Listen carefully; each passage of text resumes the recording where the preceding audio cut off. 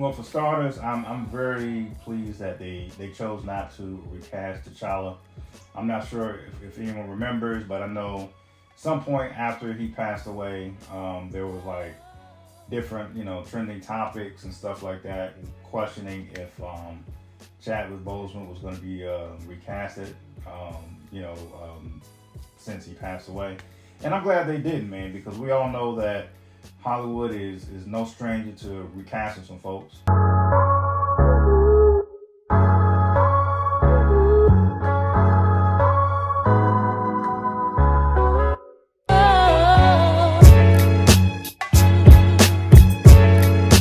Hey, what's going on, folks? Another episode of Ryan Reviews Everything, formerly known as Just My Opinion with Ryan. And damn it, man, we all know what this weekend was about. I just came from seeing Wakanda Forever, Black Panther 2. And damn it, man, if you slept on Ryan Coogler work before, I don't know where you've been, but wake the hell up. This was a stupendous movie. I was proud to see all of the people just turning out to see this thing. I actually had like a side gig where I did like a, where somebody threw like a Wakanda themed, Wakanda Forever themed birthday party. Anyway, this movie was fantastic. This is going to be spoiler free.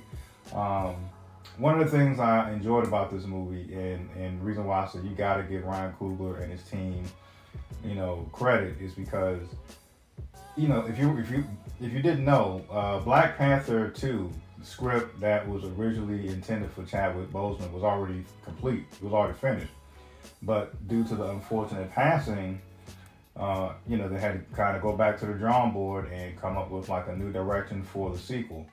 And the reason why I brought this up, because I don't know if anybody remembers, but, sometime after the unfortunate passing of Chadwick Boseman, there was actually like, social media topics, trending and talking about, recast T'Challa, T'Challa, who's going to play T'Challa next, all that type of stuff. So for the fact that, Ryan Coogler and his team was like, nah, we ain't doing anything like that.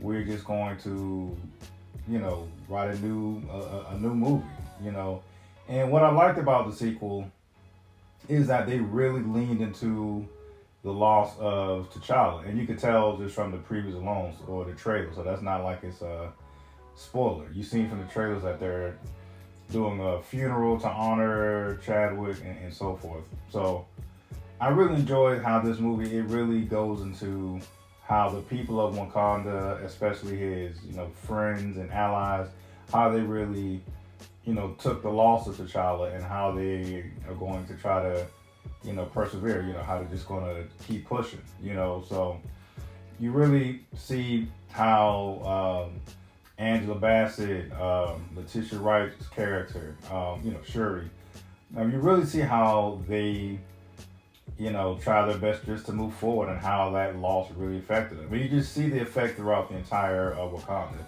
And all while this is going on, in my opinion, it just really seems like, I'm not even trying to say it as like an understatement or a cliche. It really seems like a small misunderstanding that really caused Namor and his people to bump heads with Wakanda. And speaking of that, the performances from everyone involved on screen was phenomenal. Although everyone was great, Angela Bassett stood out so much in this movie. Angela Bassett did her damn thing.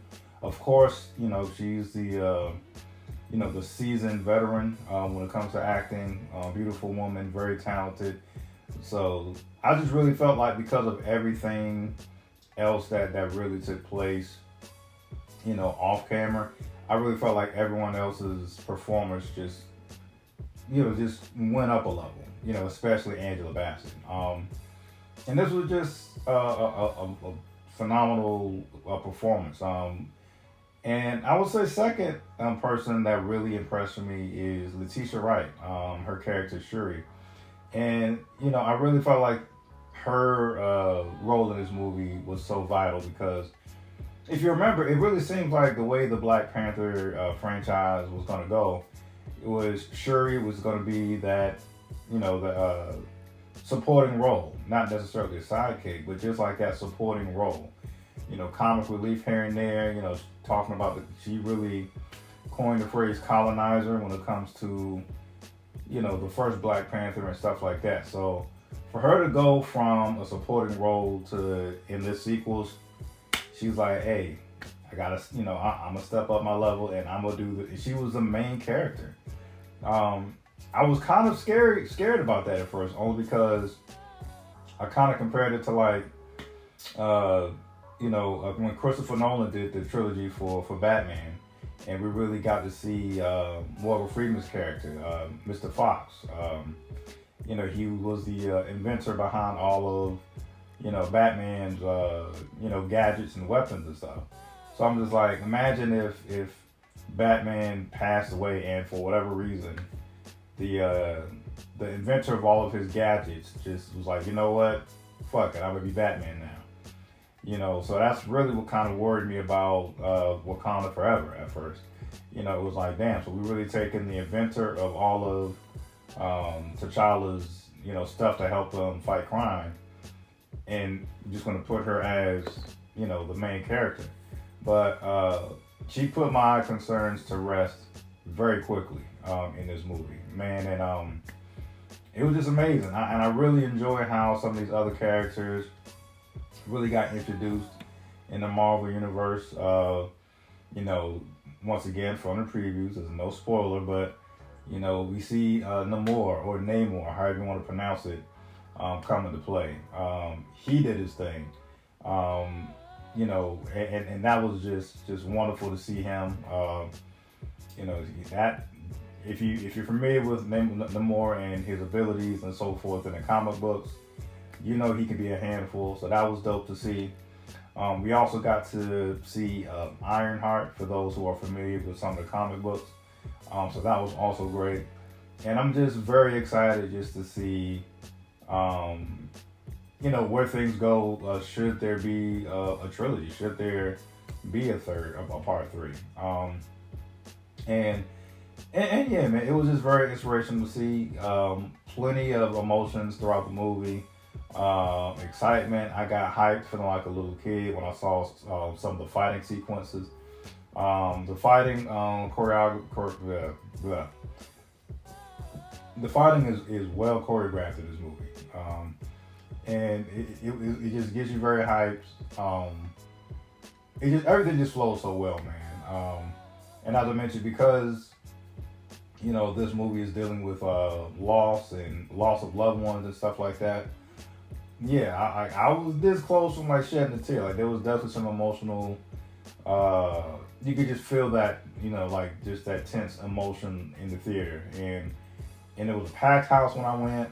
Like I said, not around the corner, but definitely plenty of people are filling the theaters up. So once again, Ryan Coogler was awesome in this movie. I really enjoyed everyone's acting ability in this, and highly recommend anyone to go see this movie. It's just go see it, man. It's, as you can tell, I'm fumbling and stumbling more than usual because I definitely don't want to get vomit of the mouth and just blurt out something. But this was a damn good movie. People of all ages could see it. If you got a kid, you could take your kid to see this thing. Hell, I'm a grown-ass man. Me and my wife went to see this, just the two of us, just on some date night shit. And wonderful movie, man. Highly recommend it. Love it or hate it. That's just my opinion. That's just my review. Peace.